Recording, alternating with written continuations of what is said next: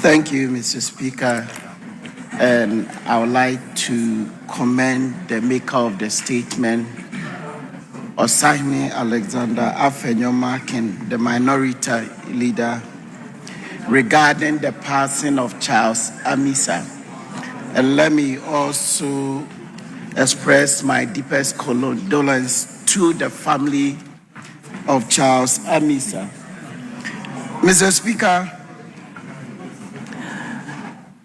it saddens my heart. Why? Because just about 3 months ago, in my constituency, when I was called by the police commander, there was an accident that happened on the Kumasi-Tamale Highway, specifically between Nkenkenso and Akumadan.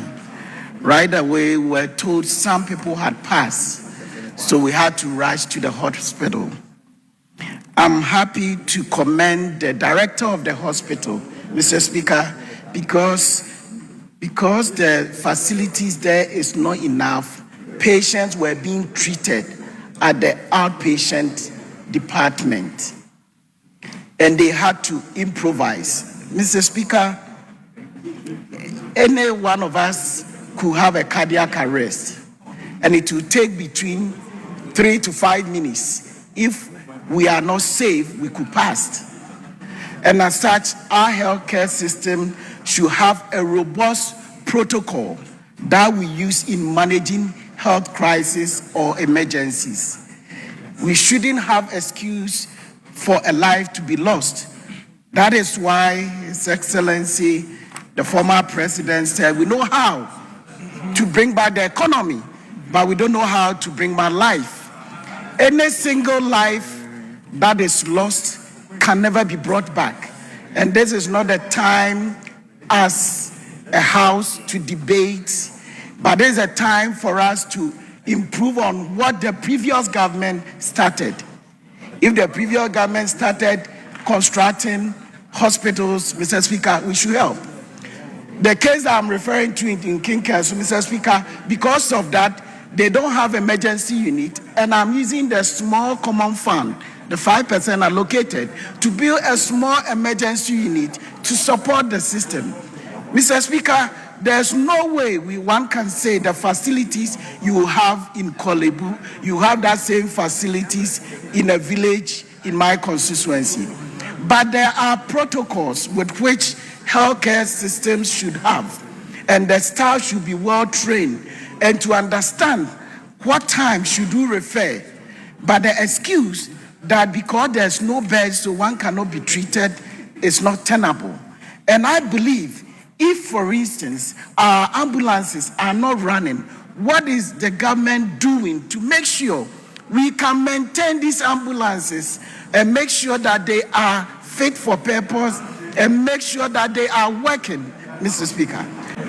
Thank you, Mr. Speaker, and respectfully, I don't intend to debate, Mr. Speaker. But, Mr. Speaker, the point I'm trying to repeat and to emphasize on the fact that every single life matters. And whatever possible our healthcare system can put in place with respect to the limited resources that we have as a country, how best we can efficiently allocate them and to make sure that all staff and logistics that are in place are put to good use so that it doesn't matter, because, Mr. Speaker, it could happen to any of us. We know there's an issue of hit and run, which I believe the law will take its course. But also, let's assume this same thing had happened in another village where there's no bigger hospital. What is the protocol? Every hospital, Mr. Speaker, as I know, there are protocols that one has to follow.